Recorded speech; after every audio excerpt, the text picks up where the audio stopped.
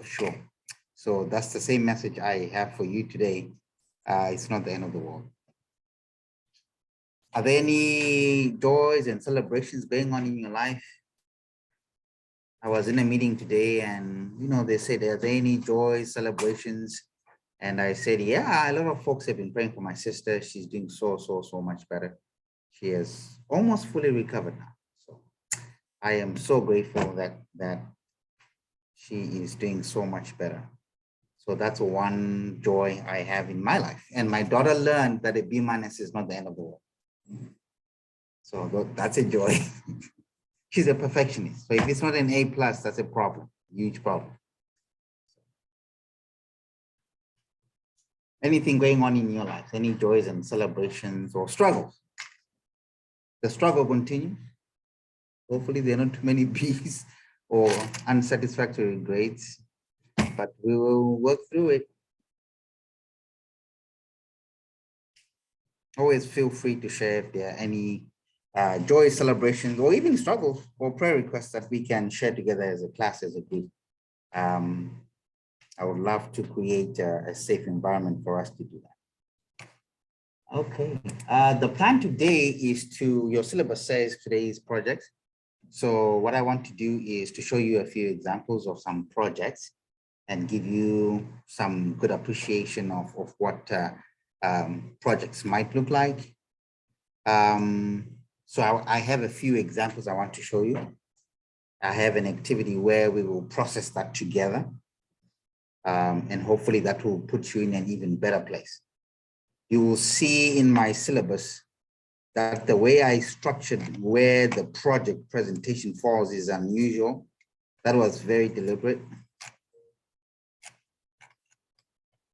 It's not at the end of the semester. It's smack dead in week 13 right here. And it's because a lot of your other courses stuff is starting to come due here, And so I wanted to space things out. That was the reason why I did this. So this is on your syllabus, right? And where are we and where are we going? This is where we're at. We are not there. We are over here on 11.8. Our train continues to run on time.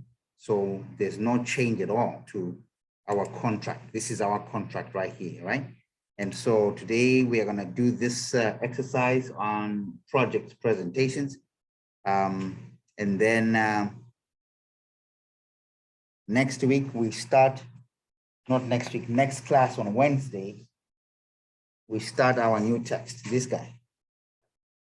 So this is my second Bible. My Bible is my Bible. I don't know what your Bible is. My Bible is my Bible. This is in my top 3.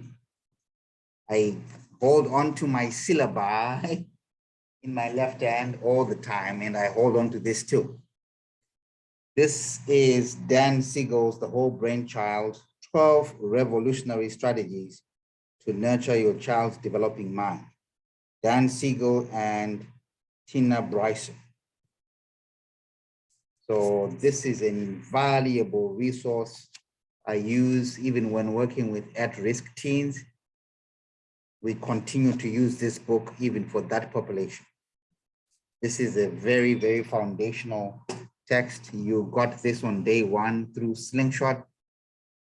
Can you let me know if you got it as a hard copy or as a soft copy? Okay, okay. So this resource came through your Slingshot. I bought this one for $6 or $7 on Amazon. And so whenever someone has a baby, this is one of the things I give as your baby present. And I check, have you read it? Have you read it? Yeah. Because you gotta read it for this to work for you. And a lot of folks use that. So we will start that, and the expectation is that you will read chapter 1. It's a fun read. My reading friends, you can finish this in one sitting. But Dan Siegel is the leading scientist on child development and adolescent development. So this is his science distilled in a simple read. So this is a fun section of our syllabus. I hope you will feel the same at the end of the day. You might not feel like that right now. I get it, because everything is ramping up towards your finals. I get that. But I'm hoping that the switch is an easier lift for you. So we will do section 1 on Wednesday. Please come having read section 1, and then we will do the sections as we go. The following week, sections 2 and 3. And then our projects are due and will be presented starting on the 22nd and on the 24th. And this is 20% of your final grade. So it's one of the weightiest things on your grade. Those of you who are my advisees, we have to find a time to connect, because last day to drop was November the 5th. And so spring scheduling starts essentially today through the 19th. So most of you will be meeting with your advisors. I say to my advisees, because on day 1, I put everything in there. And I just say to my advisees, let's talk about what's going on in the spring. If you have any questions, let me know. But yeah, look forward to that. It's a fun time to connect too, advisors and advisees. If you do not know your advisor, find them, connect with them. It's a good time to check in and see that you are on track for graduation. You see, that whole advising thing, it's like when you did your advising with your advisor, with me and my advisees, it's like I gave them the boarding pass, you know? And it's the students' responsibility to get to the other side. My job is to work with them and answer questions and support my folks to get through. So you guys are going to be fine, and it's going to be good. Graduation day is coming. It's going to be amazing. After your projects are done and out of the way, we will do chapters 4 and 5. You have one more research paper that's due to me. We will have chapter 6 in the final week. And then our final class and course eval will be on the 8th of December. There are few occasions where a student might need to file for an incomplete. If something happens in this season right here, and I've had a student pick up an injury, a sports person, I'm remembering one person who needed to file for an incomplete. They picked up an injury here somewhere, then they needed to go for surgery. So they were going to be in the hospital. That student needed to, and they happened to be my advisee, and they were taking a class for me as well. So I said to them, I recommend you file for an incomplete, but you have to be in C minus. C minus starts from 70%. Up, you have to be in a C minus or higher to qualify for an incomplete, and then you work out with the professor when all the work is going to be submitted, and you'll be graded without penalty. And the student did that. It worked out great. They recovered, they continued to play, and they did well for mine and other courses. So something happens, talk to your advisor, talk to Kimberly Love, talk to counseling folks, etc., get help. And if you qualify for that and that's something you need, you can get it. The final exam will be on Monday, the 13th of December. Same format as the questions you are doing, but that we will do here. And it will be on Siegel, on the work here, on this text. So that final is going to be based on this. And I think it's short answers, if I remember. As always, I will prepare you well as well as I can, right, on what to expect. But this is an easy read, so don't relax. This is one of those courses, in my opinion, that you should get a good grade in. And my desire and my hope is that every single one of you gets a straight A for my class. And so, and it's very, very possible. A lot of students get A's in my class. So I sincerely hope and pray that you will be fine too. And I remain available to to support you and help you get across. Okay, are there any questions about where we are and what comes next?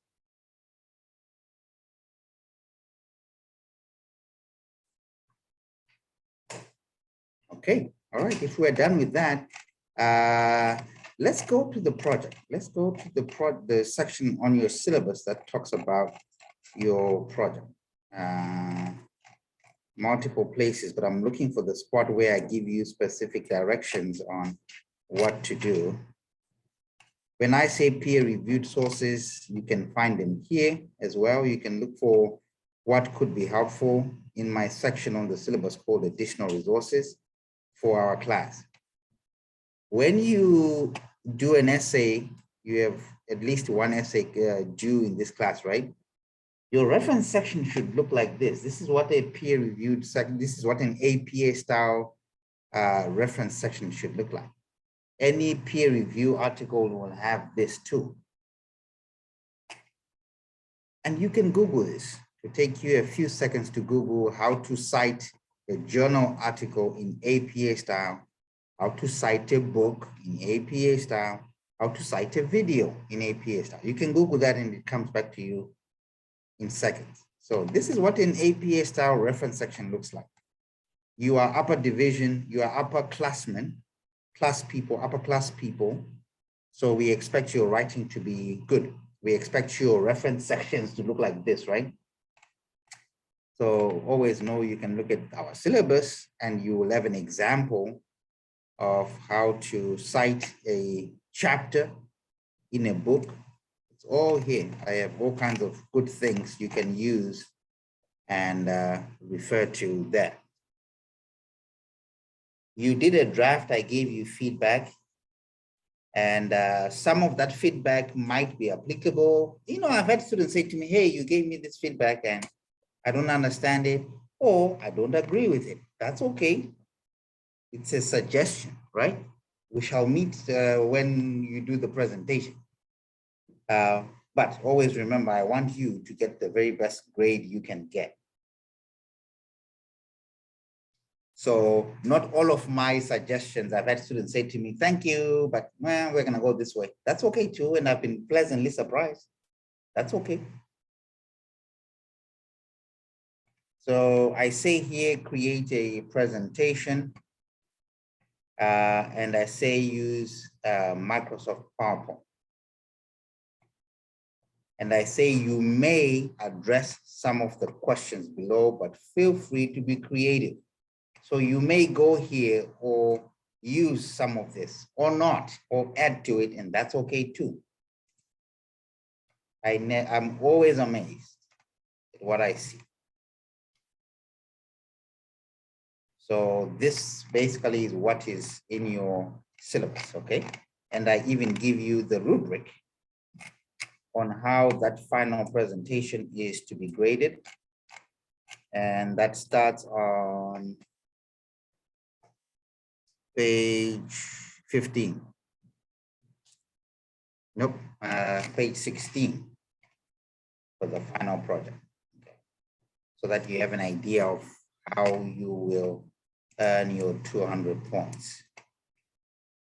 So best wishes to you and your colleagues. Some of you are in pairs, some of you are in 3 groups because of the odd number of the class, I believe. So most students do well on the project. Where there are issues, I've had students who don't work well together in the past. It's not too often. I've never needed to bring students together so that I talk to them. Well, I lie. I'm seeing one instance in my mind in the past where the group wasn't working well together and that caused all kinds of problems. So there's different things I can do to help any groups that are not working well together. So if ever that's an issue, you must feel free to let me know. But it's very important that you pull together equally, and hopefully it's fun. Most of the time students say that this is a fun process. So I sincerely hope and wish the same for you. Okay, so I'm done with the talk. talk. My kids once said, no, I was like, oh, who never ever do that. Talk. It was more funny than it was, yeah, it was a shock. Funny. So some people said, now, I didn't put this in this syllabus where I ask you to convert your PowerPoint into an audio file, but I will still recommend it to you. And in a second, I'm going to show you how to add your audio to your slide. Those of you who are seeing me for the first time, very few of you, most of you know how I like the presentation, right? Where you convert them into a video.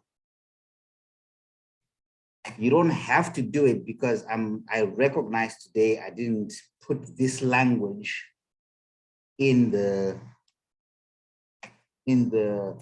syllabus. In my other syllabi, I have this.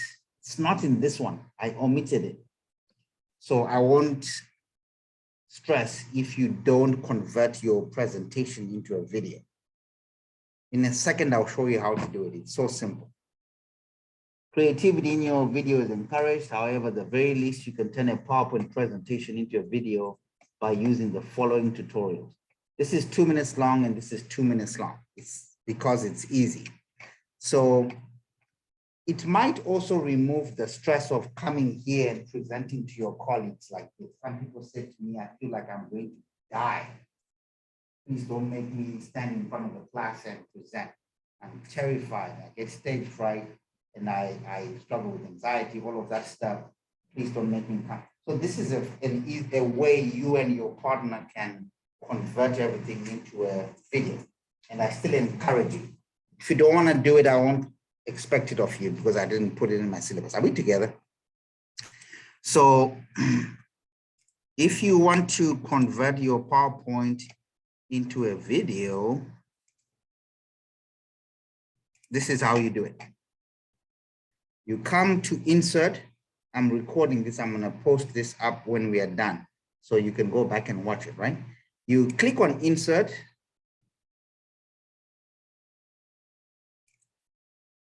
And then you insert audio right here. And then you say record audio.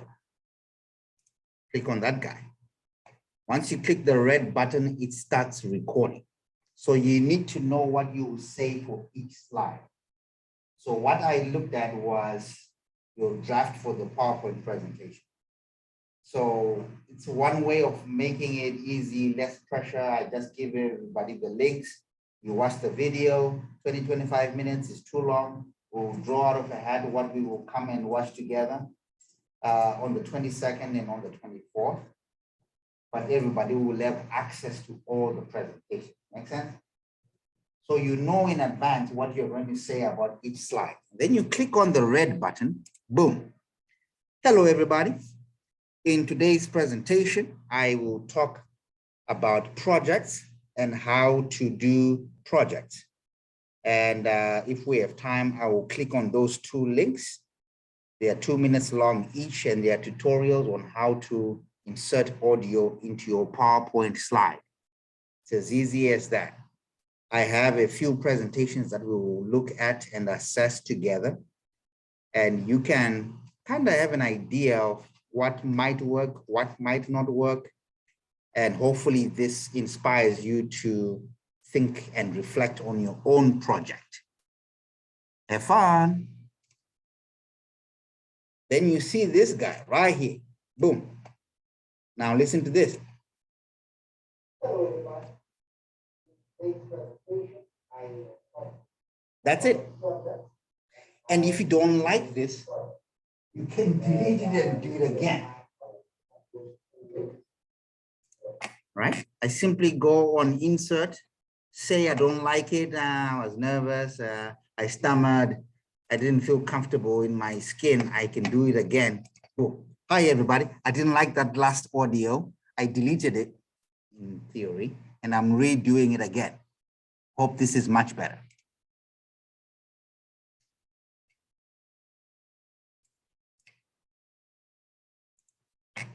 Where did that one go?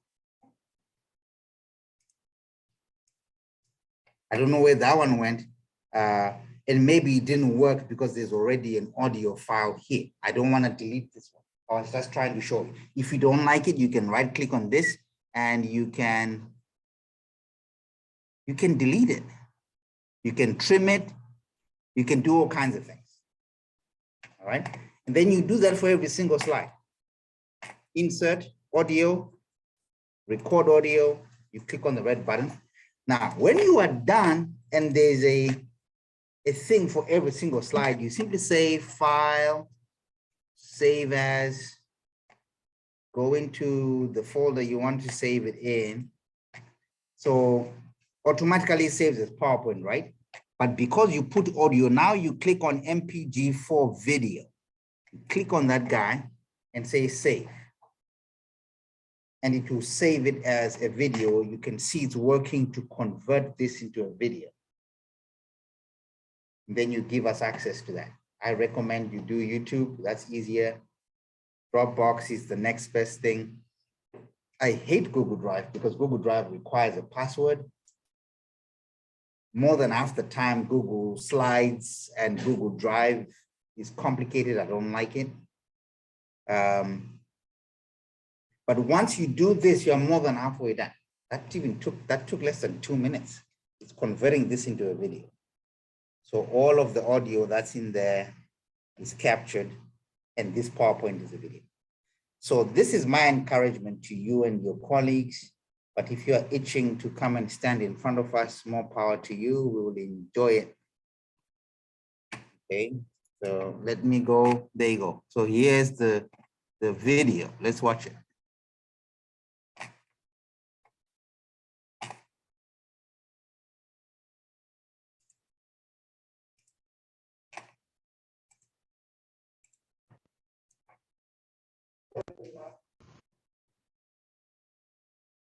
Oh, it did record. Remember that second one? So it remembered.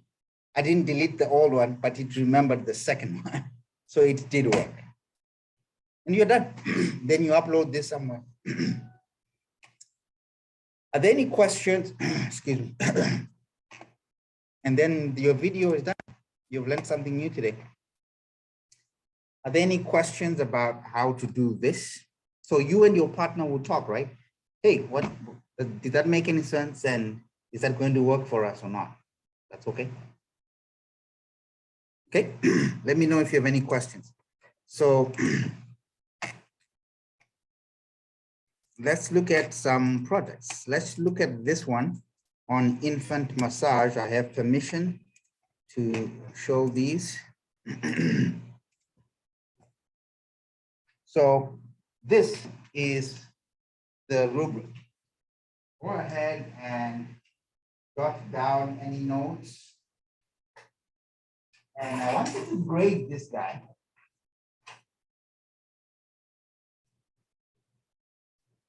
And then when the video stops playing, I will allow you in your tables to share any thoughts, things you like, things that worked, things that were creative in the presentation. How you might want to move forward with your own presentation.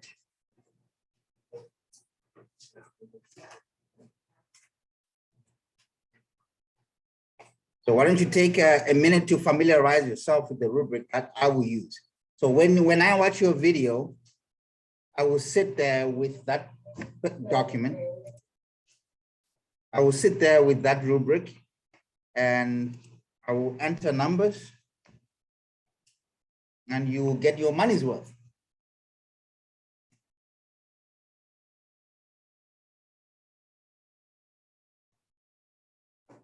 Let me know when you're ready and we can play this 5-minute video.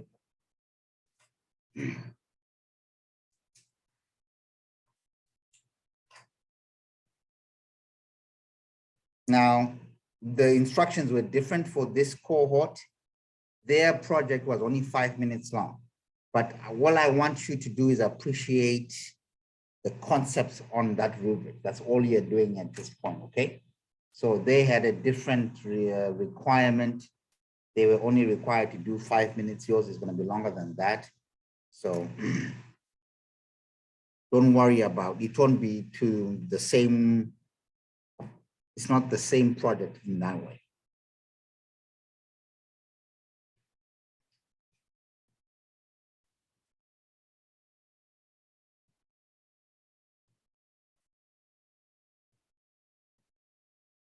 A lot of you look like you're ready for us to proceed.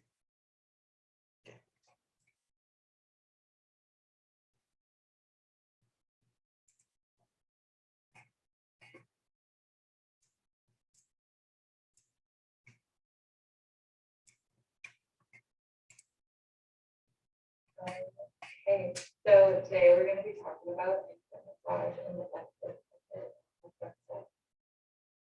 So what is infant massage? An infant massage is a relief and a bonding time for the baby and parent. This takes place in a one-to-one environment. The parents watching their infant's reaction, and the parents when they rub and massage the front of the infant. And then a little video. It's like a lifesaver because when you're frantic and you don't know what's going on because they're screaming, it really helps out a lot. Massage therapist Jasmine Manning knows just how hard it can be to be a new mom when he was crying and screaming at your skin, but exercises and massage tactics like these can help soothe the baby. We're going to do some infant massages for gas, allergies, constipation.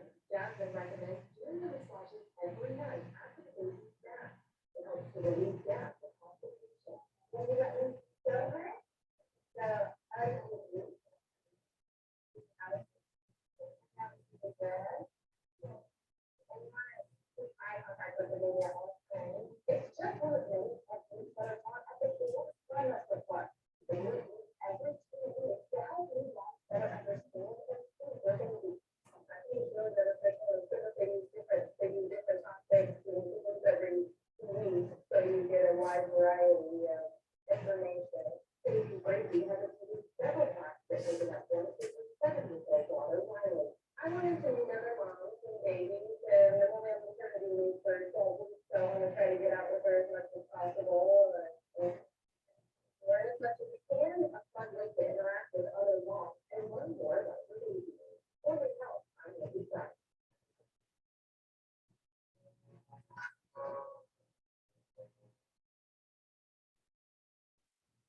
Okay, so what do massages relieve?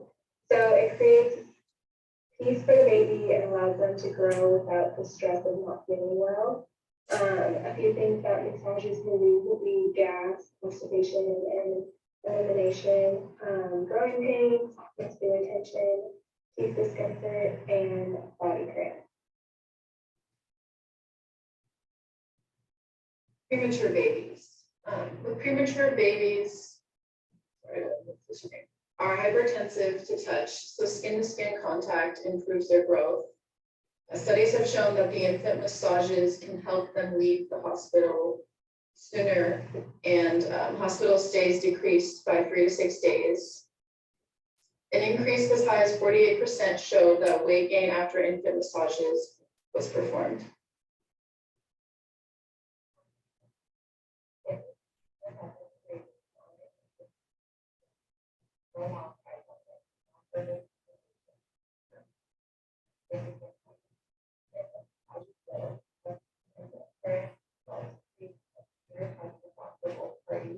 The mother hormone and relaxation increases with high as 95.9%.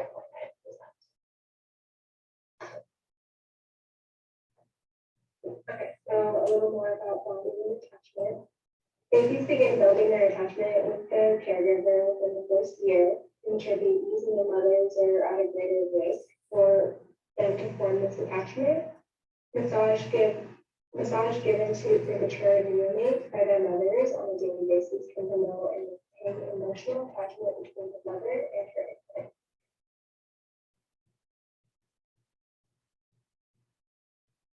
Infant massages also improve sleep patterns, It increases the baby's flexibilities, helps regulate state of behavior, self-calming, reduction in stress hormones, encourages relaxation in the baby, reduces crying, and can improve sensory work. You should be careful when giving in massages. Skin irritation from using oil. Baby oil is actually not recommended. Massaging the tummy if the cord is still attached. Avoid the soft spot on top of the baby's head and applying too much pressure. And then who should do infant massages and what age should you do this? So parents or guardian figures should be the ones to perform this massage. Toddler age or until the child no longer wants to do the infant massage. Cultural differences.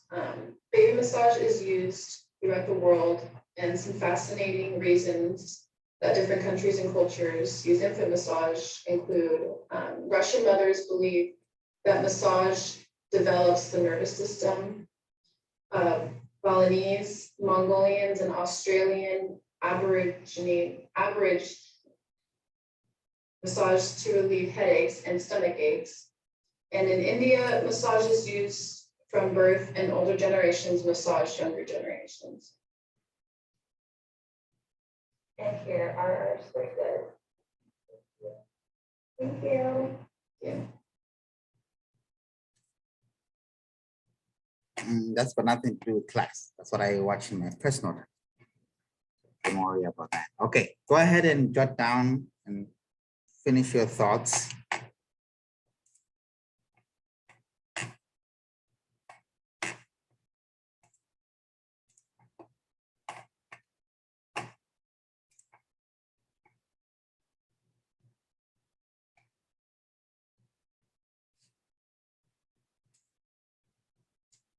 And remember, they were given 5 minutes to do this project. So be kind to them. They could only fit so much. So be thoughtful around that, okay? If they use their 5 minutes well.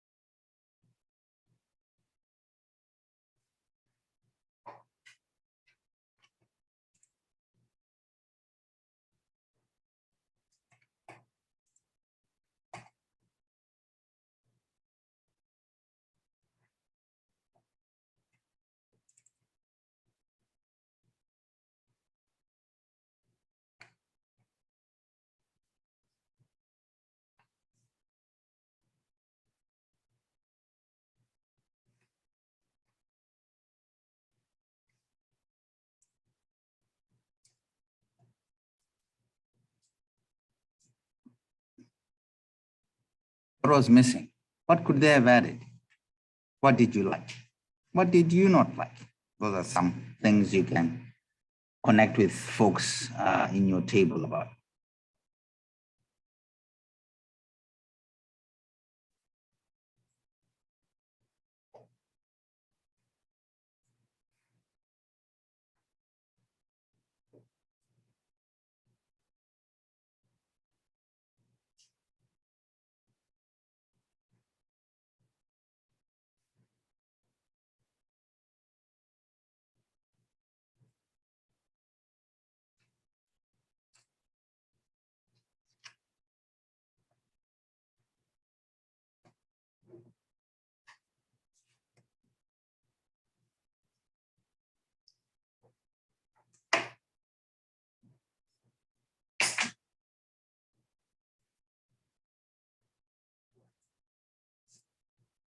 Okay, take one more minute.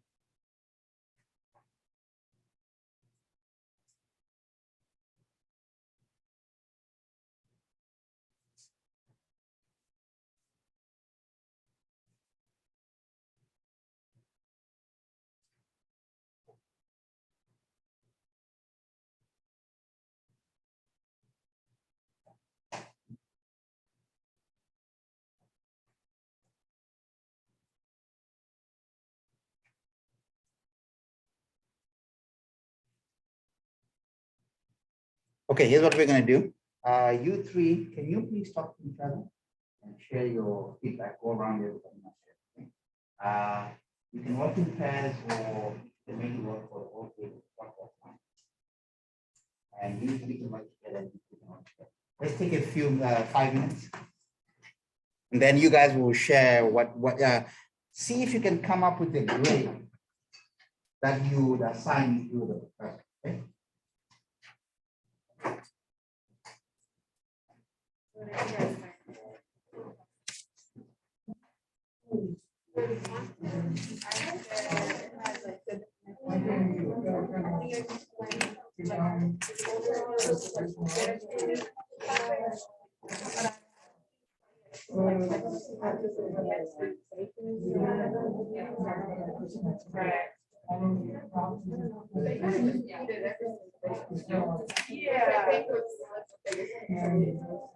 It could have just repeated the information on the slide.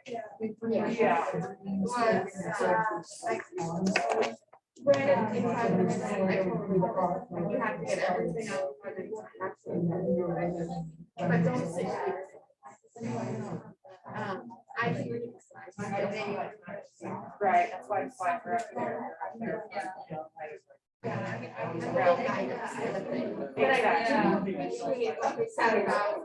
Different cultures.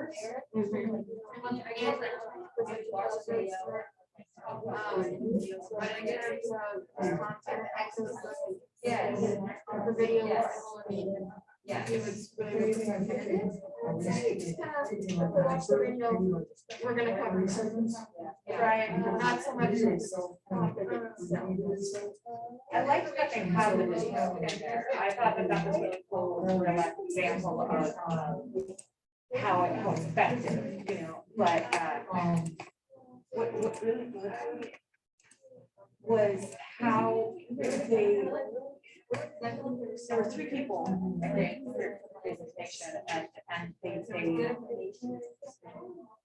had a different presenter for each slide, and it messed with the audio, and they didn't come across well, and like someone else was speaking with and like the technical issues that they were having doing it that way kind of just I need to read deeply a little. No, I'm pretty good. Otherwise, I thought their graphics were really good. I thought maybe like the background, like I thought that was also really well presented. I did not use that.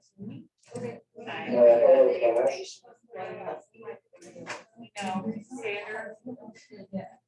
So I gave them 156 points overall, which comes out to 72. Yeah, that's I'm not there yet. 72. Yeah. Yeah, you gave some more excellent.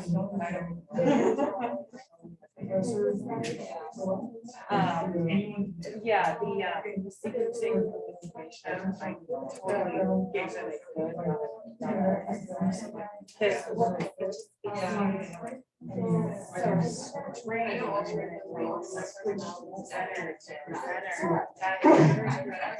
they were still presenting the information like they were presenting before.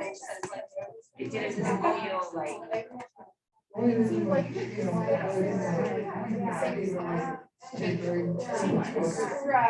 right, or that, you know, they still talked about the first slide. I don't know, there's just like a progression of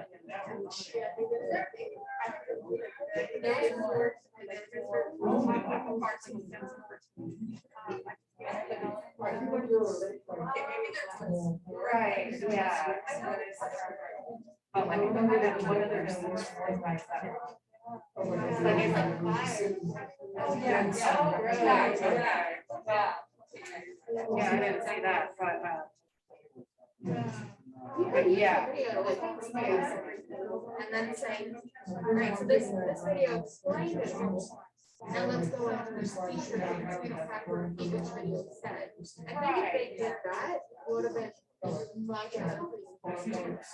Right, like if they showed the video and then, you know, like had a list of all Great relief and all the things that they were. And they're going to like, prenatal, you know, and then they're going to like some general stuff, you know, like this has been done throughout the world and the history of it. I mean, like, yeah, like when you become a scientific reality, you know, like this is science. Anyway. I thought that was just something you did with your kids. I didn't know that was like A thing, yeah, right? Like, Yeah. I mean, so did I was just, you know, so I guess in that regard, it was. yeah. A lot of times, so this is an actual thing. Right? Yeah, like I said, they had all the materials needed to get comfortable understanding of it. Yeah. I thought Right? definitely had, you know, we had all the material there. Right. Maybe I'm probably being way too harsh. I know, right? I feel the same way. Every time it's something like in a class, it's like, okay, grade a fake thing, this is someone else's thing. I feel so bad because it's not, I never made it turn into it, but it's like, and I feel like I know exactly the feeling. I have a presentation for my class this morning. One of my classmates literally put me to sleep. Okay, take one more minute, It was all on Zoom, and I was just like. and I'll hear from every group. Like he was just repeating everything that he put us through. And it was so monotone, and it was so soothing, and I just slept. Get it, you know, sometimes. It is true. And then I woke up for the end of my class, like, good presentation. Yeah, it was great, 10 out of 10. Right?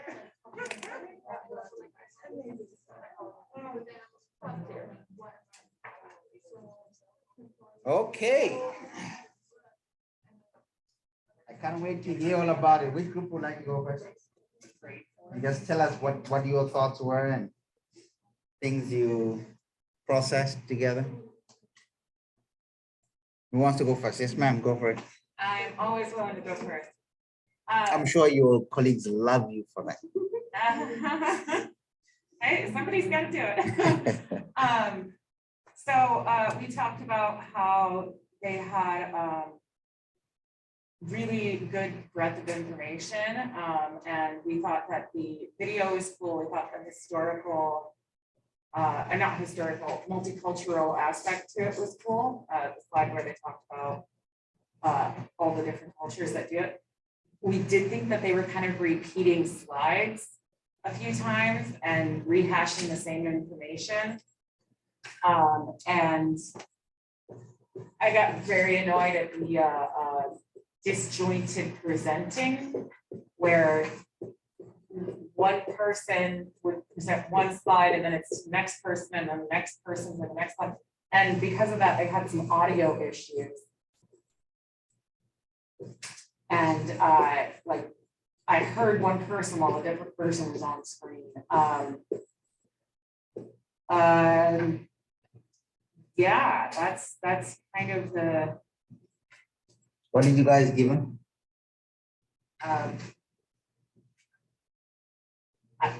think we all came up with different grades, actually. If you average it, I have a 78% down.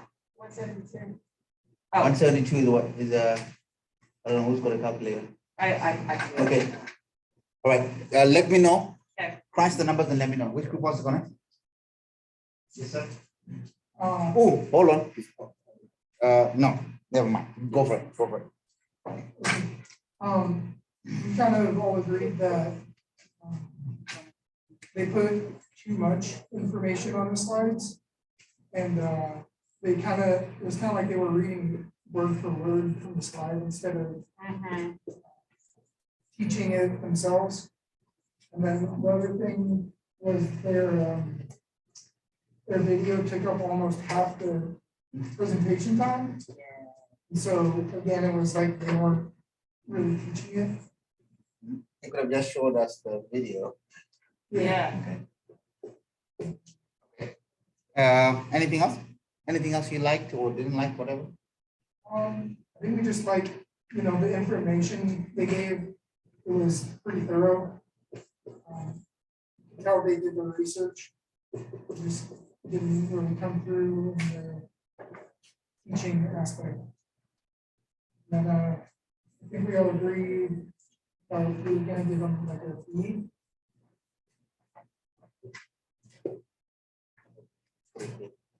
Give them a B. What does it come to? Are you done? 84. 84, that's a B. Yeah. Okay, thank you. All right. Different group. Yes, sir. Now,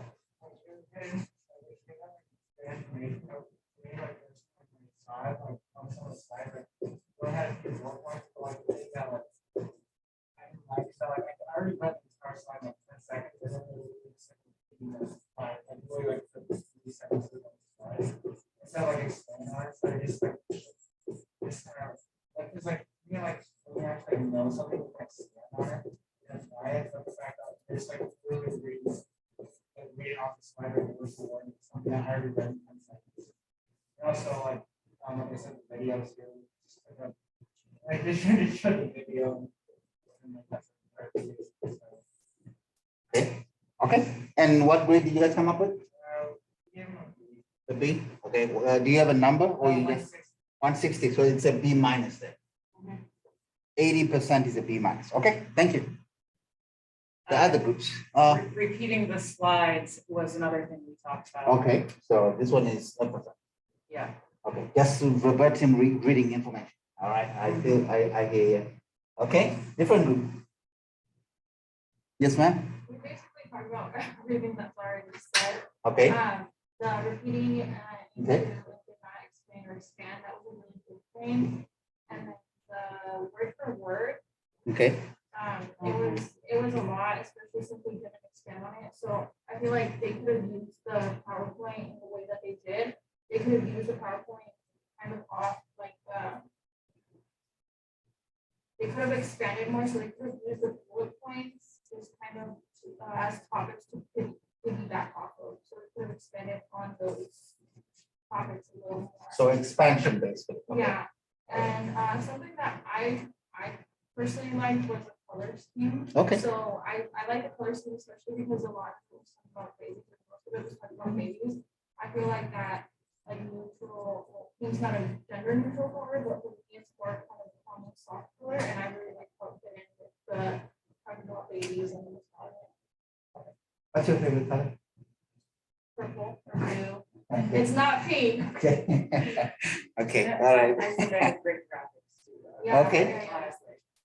yeah. Great graphics or? Yeah, well, the graphics, like the little baby that they had in there, I like it feel was like all they really very. fit in together. Yeah, I felt like the design aspect of it was good. Good design. They made it feel very comfortable for the topic that they were talking about. Yes.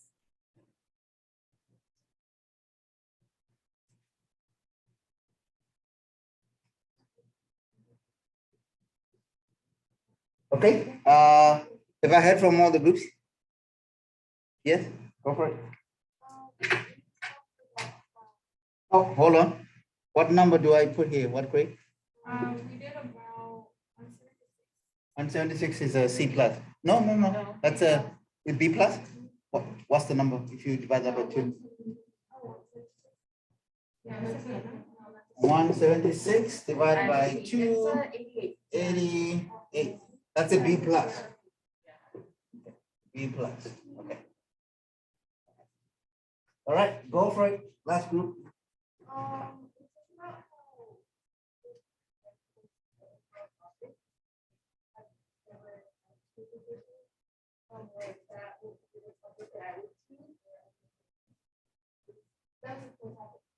Oh, I gave the topic, so that's a grade on me, so don't worry about that. Okay. You didn't like the topic? Okay.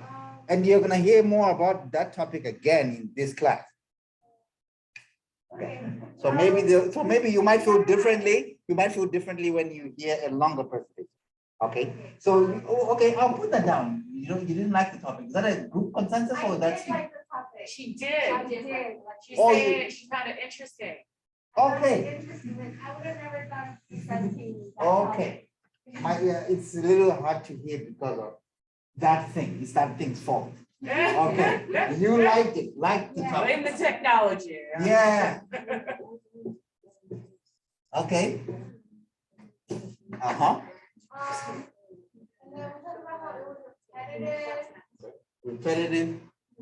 Okay. We also like how it was. Minimal.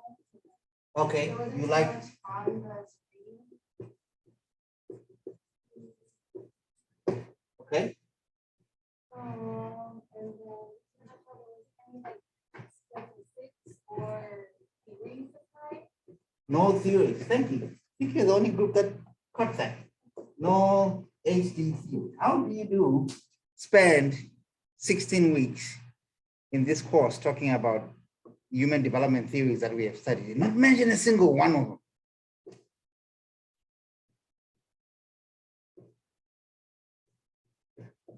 Okay, what else? Both sides. You can always do that. Anything else? What grade did you give him? Okay. Yeah, so if you average this, I think it's a B on average. Yeah. What else did I put? I picked up a lot of what you said in my feedback. I said I was engaged and enjoyed what you had to share. May have been biased because pink is actually my favorite color. that's why I went there. I was left hungry for more. I don't know if that was fair for me to say because 5 minutes is not a lot to work with. But I said that, and it's because I felt they could have used the 5 minutes a little more effectively. That's where I was coming from. That's why I said that.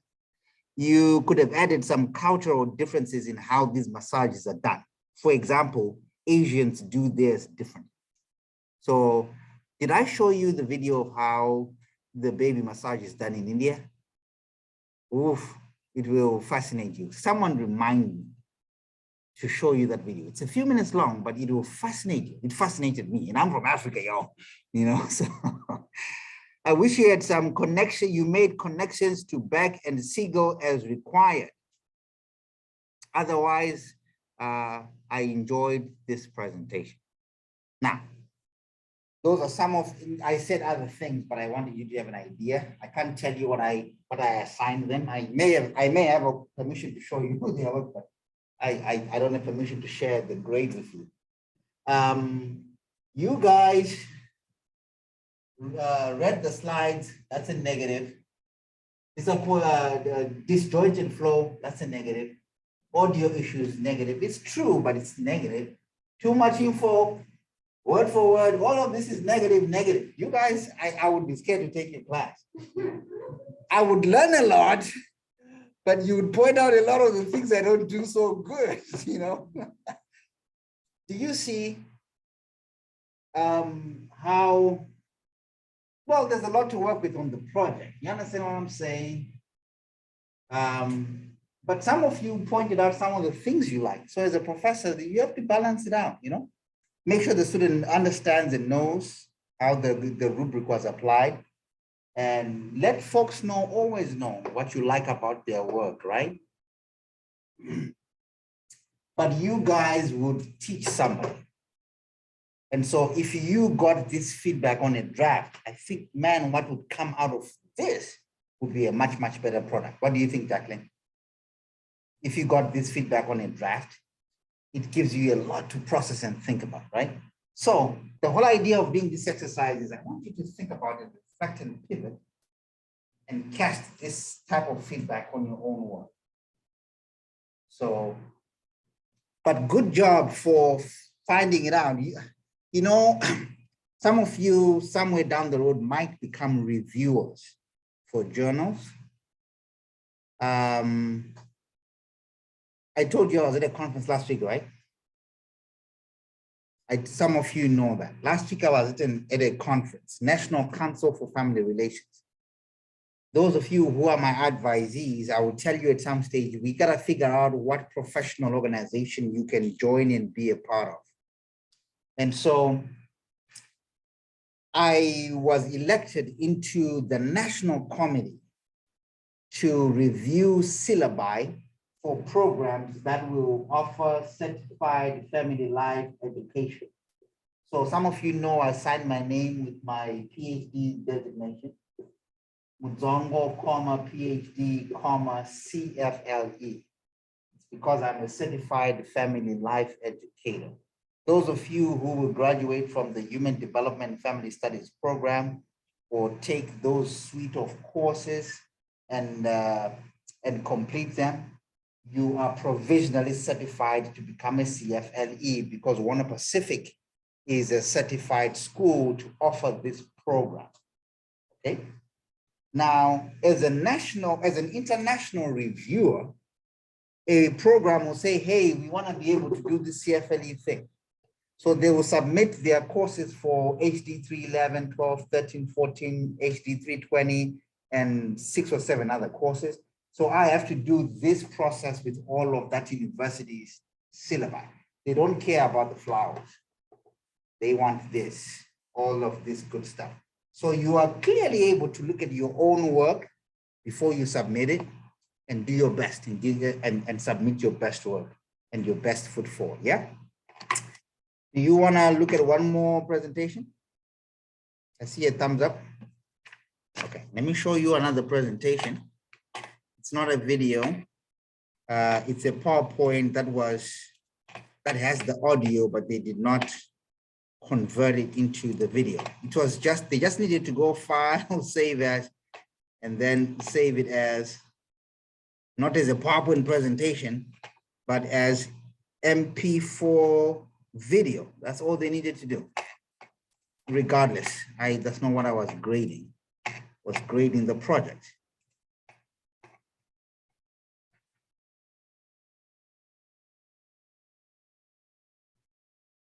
So this one is on circumcision. Hello, class of HD311. Before we begin, I think it's important to know the history of circumcision in terms of 2 categories, which would be ancient history and recent history. So sorry. Um, I'm not sharing this. Oh, I closed the screen. Unfreeze. Put it here.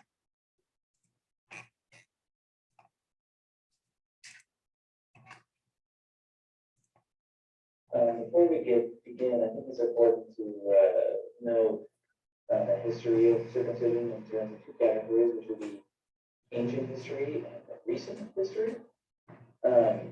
Circumcision in ancient history was more based on religion and the idea of sacrifice as simple to an adornment for the sake of holiness in the afterlife. And this varied depending on the context of the culture. Next, we have recent history. And circumcision is more commonly, has been more commonly performed for medical purposes rather than religious purposes. And we'll see later on what those benefits are. And then the process is usually done at birth unless the parents request otherwise, which they can request otherwise for a multitude of reasons. It could be ethnic, it could be religious, and so on and so forth.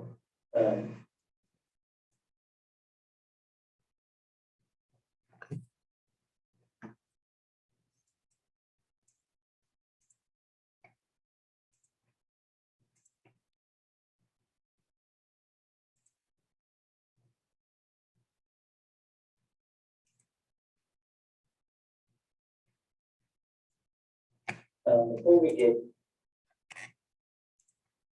and here we have just some general definitions to give us a better understanding of what. Oh, come on. Killing me. And here we have, we will be discussing and talking about, you can go ahead and pause the presentation if you want to read through these, but here's some basic definitions.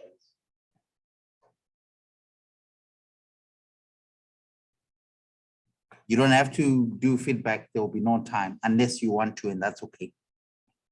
And if you want a spare sheet, I have it. I'm not going to collect this or have you discuss this. No time. If you want it, let me know. And here we have, so now we get to the goal of the presentation.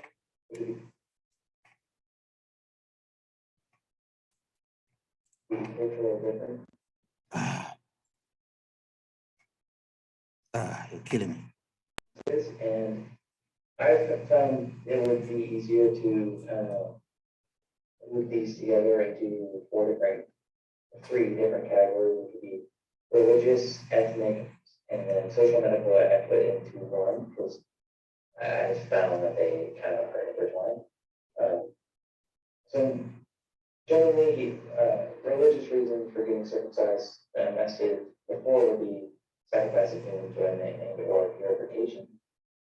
Ethnic reasons for getting circumcised would be anything of non-religious practice, and then most of the time, circumcision in these ethnic cultures will be rite of passage to manhood, which is important to note that that can have some serious effects on the men's psychology, depending on their situation, which we'll get into a bit. And then we have social and medical reasons for getting circumcised, which is normally just conforming to societies, and then obviously medical benefits. So now we get to the goal of the presentation. Well, first, we're going to start with religious culture of circumcision. This is usually found in Islam and Judaism. Reasons include confirmation of their relationship with God. And then in the Jewish holy book, the Torah, there was a covenant that was made between Abraham and God, the outward sign of which is circumcision. So that's why they get circumcised. And it's important to know that in the Torah it says, "This is my covenant, which ye shall keep between me and you, and thy seed after thee. Every male among you shall be circumcised." So basically explicitly states that Jewish people should be circumcised. And this can also be found in Christian culture. However, it normally doesn't do any importance to the faith. In the New Testament, St. Paul wrote, "In Christ Jesus, neither circumcision or uncircumcision count for payment." So that's that. So first, we're going to start with. So next we have ethnic culture of circumcision. The majority of ethnic groups that form circumcision is an integral part of the rite of passage to manhood, although it originally began in the ethnic bravery and endurance. These ethnic cultures are commonly located in Africa and other Middle Eastern geographic locations. John Hawkins explains psychological explanation for such processes is that ambiguity in social roles. So considering, I think what he's saying here is considering that the circumcision kind of plays a part in the rite of passage to manhood, those that don't and those that do have completely different social roles.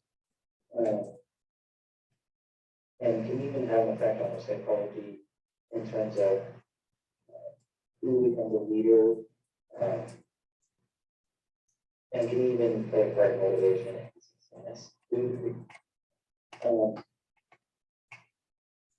It's also important to note that circumcision is a kind of a symbolic reclassification as an individual that puts a transition from as a child as an adult, which is again, why I said huge psychological implications. Ways that don't, they're will be considered a child up until they get circumcised. And the reason for not getting circumcised range from medical reasons to just simply not likely.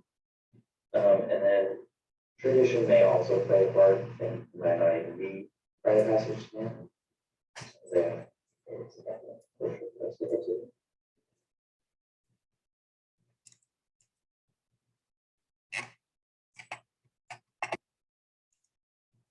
So we have some culture of circumcision.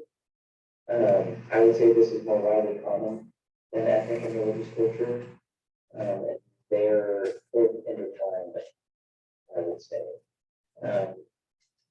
Most people today, when they get circumcision, just be socially accepted and to conform, not for any other underlying reason, which is kind of the social cultural part of it. It's also important to know that it's more common in English-speaking industrialized countries, so America, Britain, some European countries. And there are studies to show that could be linked to socioeconomic status. And on the medical side of circumcision, perceptions of improved hygiene and all risk infections during circumcision have driven the spread of circumcision practices in the industrialized world. So instead of religious reasons, such as the confirmations of the relationship with God, is just simply because of medical reasons or social conformity.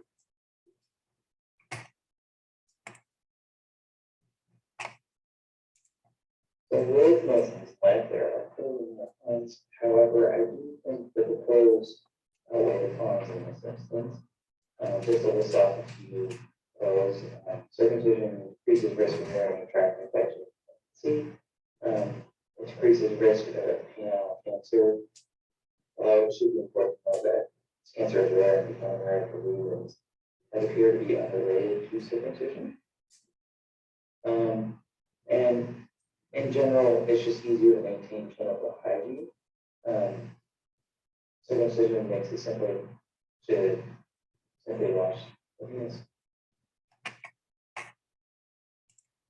So with motions. So next we have cons. And Okay, I'm gonna not play the audio. We have a feel of what it sounds like when you add audio. So after cons, talks about alternatives. If ever you do this, this is great, this is important. Like, where is this coming from, right? So lastly, we have the alternatives. okay. More on alternatives. And lastly, and then resources. Okay, so there's no time for us to process. This was a longer presentation in terms of time requirement. So yours is going to be in this family of presentation. So be thoughtful about, hey, how are we going to engage the audience? How are we going to make it fun? Obviously, one feedback is, hey, man, you need to pimp this right up a little more than this, you know? Yeah. That's right. But lots of really good information. Again, I didn't hear Burke. I didn't hear my HD theories. Nothing that we did in the class was relevant. Are you kidding me? Seriously? I asked them that, but they gave really thorough information, which was great. And obviously they used a lot of these sites, but it was very unclear where and how these were used, right? So anyway, I hope today's class was helpful for you as you think on your projects. Best wishes, and please remember to come having read chapter 1. I don't need anything from you today. I will see you Wednesday. Take care. Yes, sir. Reflection, no reflection today. Yeah. Go in peace.